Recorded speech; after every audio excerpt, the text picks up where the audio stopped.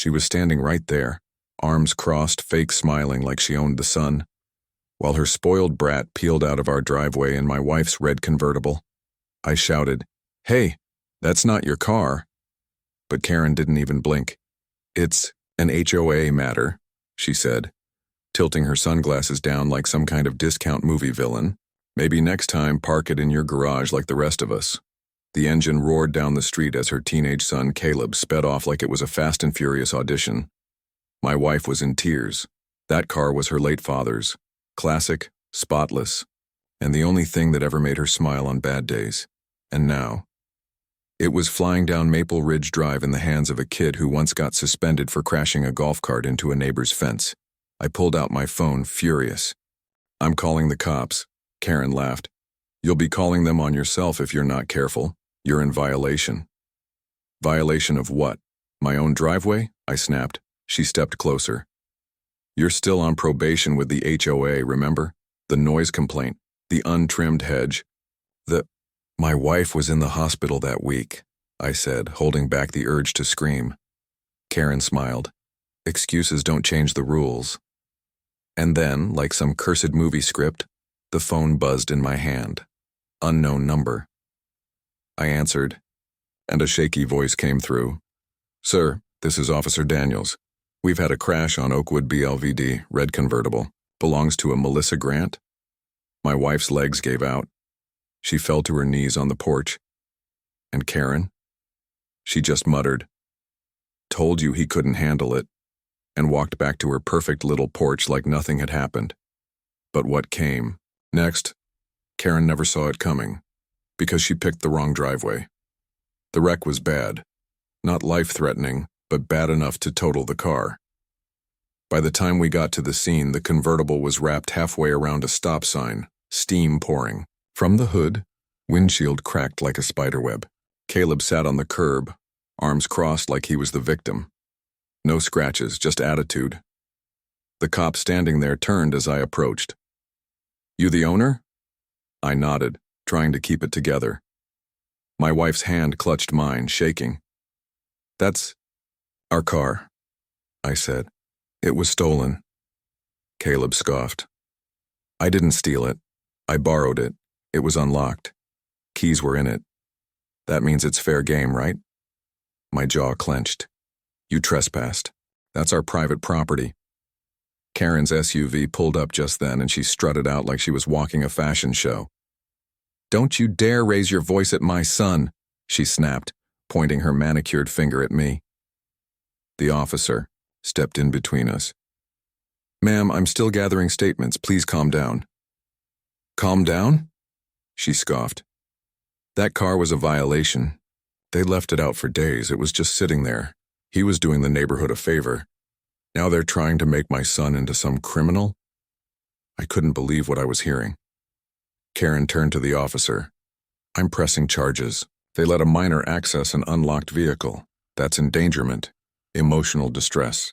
My son's traumatized." The officer raised an eyebrow. "You want to press charges against them?" Karen nodded like she'd rehearsed it. "I've already called our HOA legal team. They agree. We're suing." My wife gasped. "You're suing us?" Karen smiled. "Hope that garage is big enough to cry in." And then she dropped the line that nearly pushed me over the edge. "Besides, I heard from the board, y'all might not even legally own that car." That's when something clicked in my head. She didn't know what I knew. She didn't know who she was messing with, and the paperwork, the footage, the connection I had. Let's just say, it was about to blow this whole HOA circus wide. When you said I didn't say a word at the scene, just stared at Karen, memorizing the smug little smirk she wore like armor. She thought we were weak, easy targets. Probably thought we'd fold, take the blame, maybe even pay for the damage to our own car. But I had something she didn't. I had receipts. When we got home, my wife was still trembling. I helped her sit down, then opened the locked drawer in my office and pulled out the thick manila folder. Title, registration, HOA bylaws, even video backups from our security cameras. But the real gem? A little business card clipped to the folder with 3 letters in gold print. JAG, Judge Advocate General. My brother-in-law, David, was military legal, stationed out in Virginia, but still licensed in-state. When the HOA first started threatening us over lawn height and unsanctioned mailbox paint, he told me to document everything. I had. Every fake notice, every unannounced inspection, every time Karen stepped foot on our property without warning. And now? I had footage of Caleb walking up, checking if the doors were locked, getting in and peeling out, clear as day. I uploaded the files to a shared drive and shot David a message. Less than 10 minutes later, he called. "You have everything?" he asked. "More than she can handle," I said. "Good. Send me a copy. I'll loop in a judge I know. And listen, don't confront her yet. Let her hang herself with her own rope. But if they actually try to serve you papers, call me first." 2 days later, a white envelope slid into our mailbox. No stamp, no return address. Just the word notice printed in bold, all caps. Karen's doing.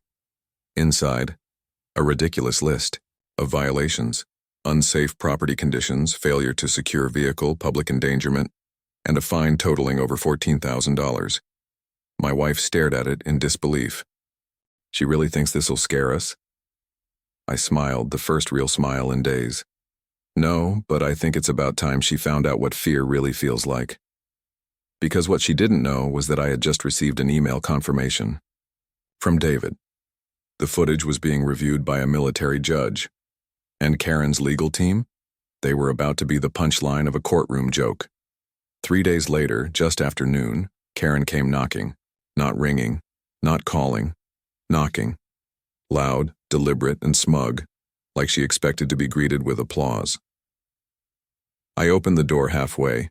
She stood there in her pastel pink blazer, HOA clipboard in hand, sunglasses on like she was allergic to humility. Behind her, Caleb leaned against her car, scrolling his phone like none of this was real. "We've reviewed your appeal," Karen said, not even waiting for a greeting. "And the HOA board has decided to move forward with community-level arbitration. You'll be expected to appear next Friday at the clubhouse." "Arbitration?" I asked. "Over your kid stealing our car?" She raised a brow.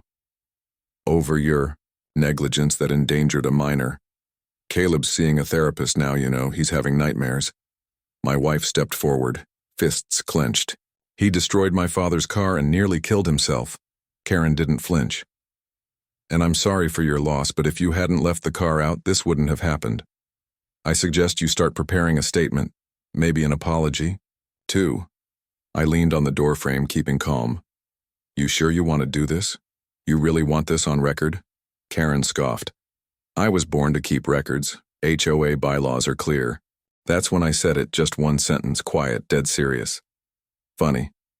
The state judge I spoke to yesterday says otherwise." Karen's face twitched. "Judge?" I nodded slowly. "You know. JAG officer. Military circuit. Said you might want a lawyer up if you're putting fake violations in people's mailboxes. Said impersonating legal authorities a felony in most counties." For the first time since this started, she didn't have a snarky comeback. I'm within my rights," she muttered. "No," I said, stepping forward. "You are just a neighbor with a clipboard, not a cop, not a judge, not a lawyer, and soon you won't even be on the board." She blinked. "You're bluffing." I pulled out my phone and showed her the paused footage. Caleb walking up our driveway, opening the door, starting the car, and speeding off. All time-stamped, all clear. Karen's color drained. My voice dropped. "We're filing charges. Real ones. And next time you step on my property, it won't be a conversation. It'll be trespassing." She turned without another word. Caleb glanced up as she passed and muttered, "Whatever." They got in the SUV and drove off. My wife leaned against me, her voice low. "You think she's actually scared?" I smiled again. "She's not scared, yet, but she will be. Because David just sent another message. Formal charges filed. Court date locked. And the local news? They were very interested in the HOA president caught faking notices